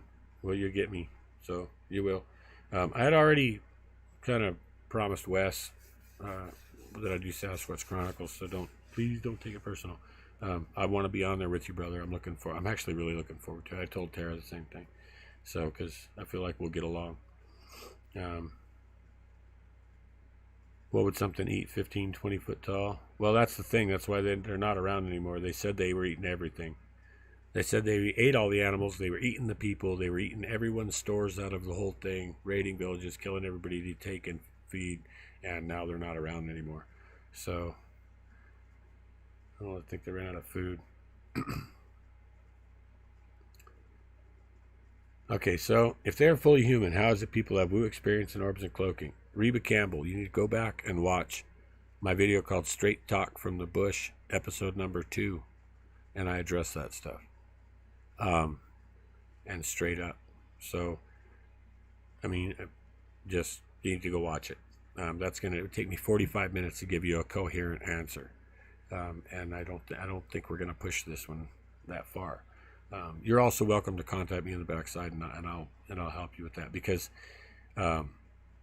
what people call woo, okay, most of the paranormal is normal. Most of the supernatural is natural. Until you've mapped every explanation and factored it all in, you cannot make a conclusion that they do any of this, or that even people witnessed any of it. So I'm not saying they didn't at all. I'm saying that people make conclusions based on assumption of what they themselves saw, only in relation to what they themselves know about. So nobody's to blame for that. Okay, but trust me, people don't know what they're saying. They don't have a clue on what to relate it to in their world. And we do want to go over that. So just watch that video, and then you're welcome to please get back to me on that one. It says, woo is part of life that has been programmed out of us, asked me an innate person. Exactly. All the woo is a natural part of us. Trust me. Every bit of it. Every bit of it. And we don't know what the woo we're seeing. It could go down 10 different avenues. And really, I've been around enough of these things in situations where they could not escape. Okay, they couldn't get away. They couldn't, not if they wanted to. Okay, I've cornered them. I've had them threaten us and trying to hurt us to get back away and everything because they didn't have a choice. I'm just going to say this. I'll go into it. I've seen them where they've vomited profusely going down the riverbed with the group. One of the is stopping every couple of 100 feet, vomiting, a little bit of blood in the vomit. I've seen episodes of diarrhea, severe diarrhea sometimes, for days at a time out of a particular subject or another in a group. I've seen injury. I've seen feet that were absolutely mangled, that the track shows a foot that's mangled. No medical care, you know. He didn't zip into a UFO or anything like this, go up in a light and get his foot fixed. He didn't have diarrhea and walk through a portal to somewhere better, or in the middle of the wintertime when they're starving to death and they're eating sand and algae, okay, to survive. Okay, these are not consistent with animals that can go in and out of this world at choice, or they would leave when it's freezing cold and they're starving to death. They would go to the bathroom somewhere instead of on a riverbed spent for days throwing up all over the place. Because those traits are of a natural creature, does those things. Natural creatures get diarrhea, natural creatures vomit, natural creatures get cold and hungry and do without. These super creatures and the paranormal and blah blah blah would not be limited to the natural order of things, and this is what we witness. So I tend not to go to a lot of the woo, as I've just been around them too much. I've also been around the woo a lot. I've never even come clean about the crap we've been involved with in the back, and even me personally in the paranormal, ghosts, and the whole 9 yards. I absolutely believe in an awful lot of stuff, and I've had personal experience with things that would just wreck people that I'll tell about eventually. But it gives me a damn good perspective on what these things are, which is as well why I got the courage to stand there half the time when other people would run, and why I still see something sometimes when others do not, because their internal filter, which is operated by something called schemas, which you have, can make you hallucinate and see something that's there, or delucinate and take away something that's there. It could vanish before your eyes and it still be standing there, and that's how the human mind works. But we'll get deeper into that and other ones as well. Yeah, garment of invisibility. So Ninja Dave, that's absolutely right. As a matter of fact, in Omni magazine in the 80s, it's in that same video, Straight Talk from the Bush episode 2, I talk about that. So in the 80s, they developed what we would call cloaking technology. They had it in Omni magazine, they had it in Beyond 2000 show. It was featured, well known, and then you just see it kind of go away. That's because it gets utilized in the special projects, and they just kind of dust it off from being in front of your face all the time. But we've had that technology for a long time now. Both magnetic dispersion of light and as well broadcast. So what a garment films on one side, it basically broadcasts on the other side. And I mean, they've had this. This is not something that's not new. That's why we say DARPA programs. People could be seeing robotic DARPA programs for all half of the people know. They just wouldn't know the difference. So. And I'm not saying it is, but you have to factor all these things in. We can't ever suppose, oh, it cloaked, and just say it cloaked. You just cannot do that. You don't have any information other than I saw it and then I didn't see it. You don't have any other information than that. But everybody likes to try to form these conclusions.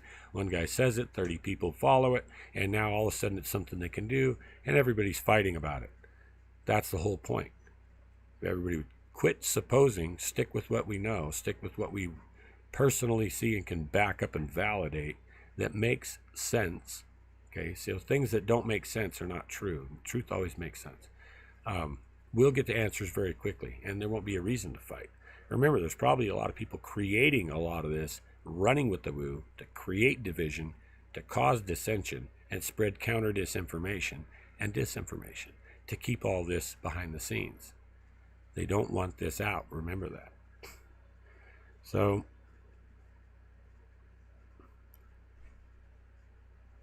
said I've heard of a, let's see, what else can we get to here?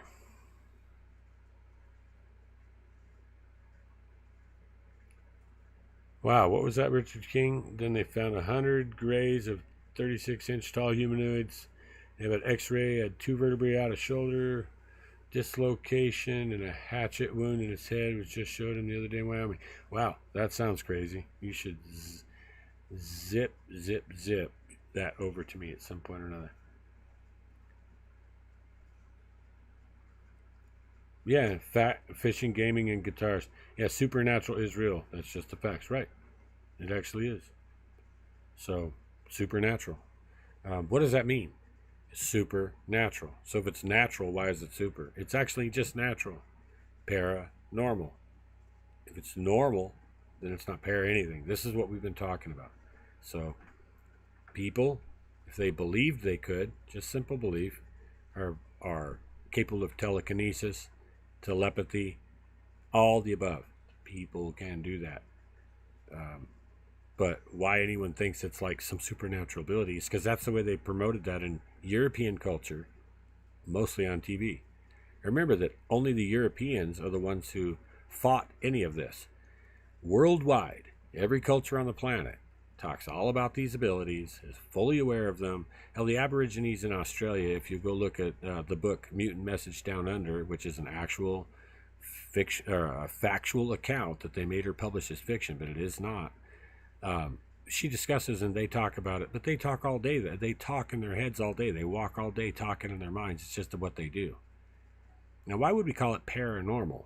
Well, for us, because we can't do what they do. Are we that arrogant? If we can't do what they can do, it's supernatural. It's some crazy thing that they can do. No, it's actually totally natural, and we're just inept. We're just suck compared to them. So we're making excuses that it must be some wild ability. No. Like Moonraven just said, it's just something that's been taught out of us, and only the Europeanized countries did this. It says, World Bigfoot Radio, Wes can't show evidence and does no research. His show is audio only. I've been on Sasquatch Chronicle more times than you guys said you had, by the way. Well, awesome, dude. It'll be like, you know me, I pass on shows. I know you probably know that. I intend on doing yours, but I pass on so many, it's ridiculous. But I like Wes, and I've actually looking forward to do Sasquatch Chronicles. So now my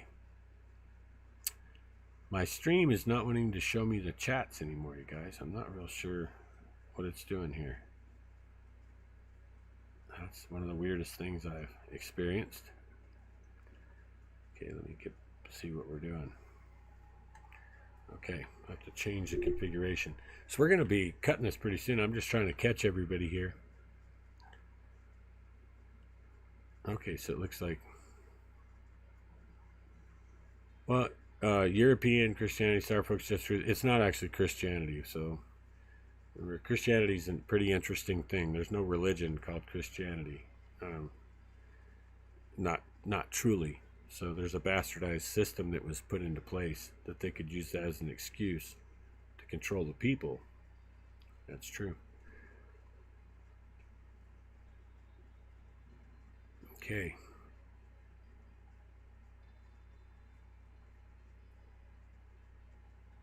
Oh, I got you, World Bigfoot Radio. You got pictures and stuff. No, I think that's kick-ass. That's one of the reasons I really want to do your format.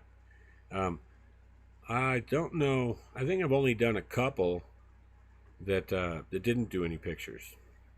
I think, at least video. But yeah, I'm not real sure how we're doing. I think the word is we might be doing it in Zoom. So yeah, I don't know if he's gonna want some files to throw up or not, or how it all works. But Okay, you guys, this has been awesome. I hope you guys enjoyed it. I'm going to go ahead and wrap this thing. Man, it is really kick-ass that you guys will sit here with me at 1:21 in the morning. Really, really cool. I wish we were all out in the field sitting around a fire at 1:21 in the morning, hashing this shit out, man, and telling stories. I'm going to tell you, nothing I will ever relate to you ever is supposition, unless I say it is. Nothing I will ever relate to you is embellished, and nothing I will ever relate to you cannot be backed up one way or another, either by witnesses or supporting corroborating evidence. I just want you guys to know that, because I'm going to dump some really crazy shit, but everything is actual. Everything is true. I got no reason not to. The only reason I do any of this is to share with everybody. It's a pain in the ass. That's the whole point. But that's kind of what I was born for. It's what I wanted to do since I was a little kid, was to bust all these doors down, because I myself was pissed off because it was pretty damn obvious we were being lied to by about the time I was 6 years old. So I want to say thank you for being here, tolerating me and my non-professionalism as a podcaster, but I'm a researcher. So, you know, let's all work together here. Let's quit drawing so many lines created to make individual people less than. So I'm going to tell you right now, I'm going to use this as an excuse, the word sabe, okay, and the pretentious attitudes of people to think that matters is ridiculous. It's another reason to divide people. Oh, I use the right term, so you're lesser than me. Okay, it doesn't matter that the person using the right term never has gone out, has never been around one. You know, the farthest they camp is 10 feet from their car. They've never been more than 5 miles into the wilderness in their life.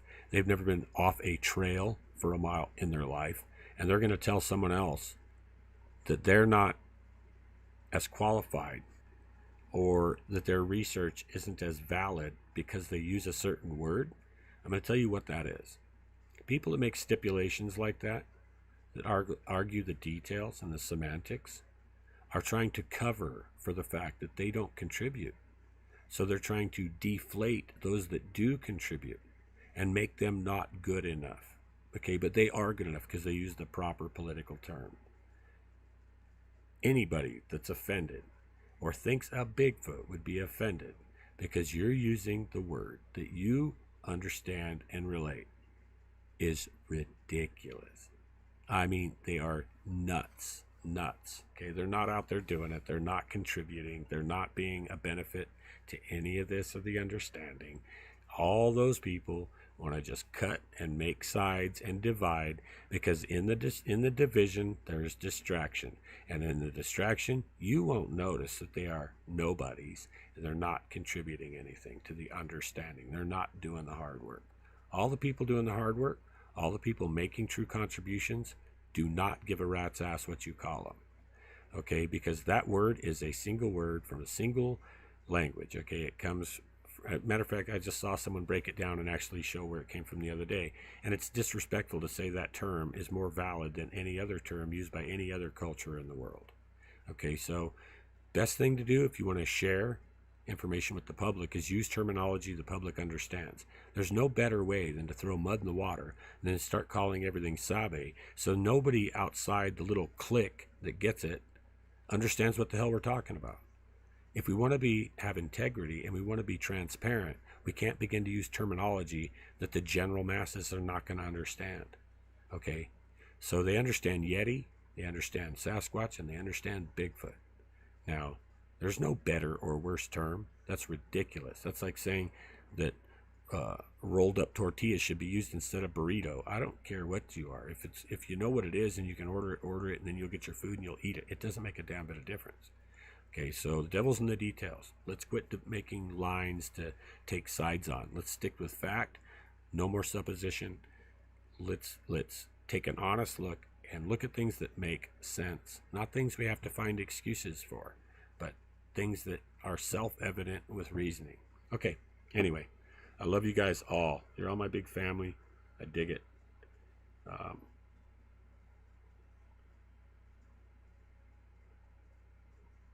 Exactly, and I'm going to say that right now, World Bigfoot Radio. There's over 300 terms just in North America, over 300. I imagine worldwide 1,500 to 2,200 names, and they're all just as appropriate. I say that anything that's said that others won't understand, so the world stays in the dark, is inappropriate.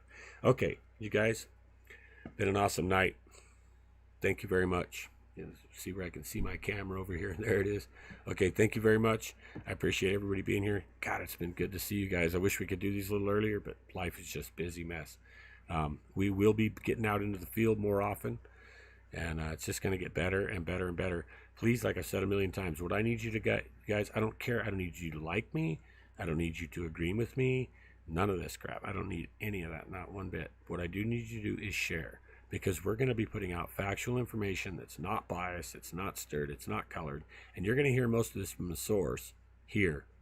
Or you can always hear it from someone else who has half the story because they're plagiarizing our work. Okay, that's been done across the board. You guys have no idea how much crap you're hearing during conferences and by other people with 100,000 viewers, blah, blah, blah, blah, blah, and all they're doing is repeating our information, but they do not have the core element to the information. I don't ever tell anybody that. So just keep watching, because it's going to come out as we do this. So, but we need to get this more, we need to get this shared more. People need to see the information, because we're not playing, and we're going to dump a bunch. And worst thing is, I've almost stopped doing this more than once, because I put out information, I put out findings and things. Hardly anyone sees our work directly. It gets picked up by other people. They show it again with an interpretation, but since they weren't the finder, they don't even understand it. They're just trying to use the information, the findings of the technique, to gain. Okay, but during that, they're misleading you because they don't understand what they're even telling you. So it's important that this gets shared across the board, please. It takes so few people to make such a big difference. If you take a penny and double it every day, it's $1 million in 30 days. Okay, so you can understand that. You guys, please, it's up to you to get this to a person, or we're totally slammed on YouTube. You can't even understand it. I could describe it to you, show you the graphs, you'd blow your mind. Just exactly how they block us and how they prevent us from being seen. Okay, so please share this. It's important to give them information. The more I see people watching this, the more I'm going to come out with, period. Because the more I know it can make a difference before it gets interpreted by the supposed pros who are actually misleading you guys. Anyway, have a good night. I love you guys all. Thanks for being here. And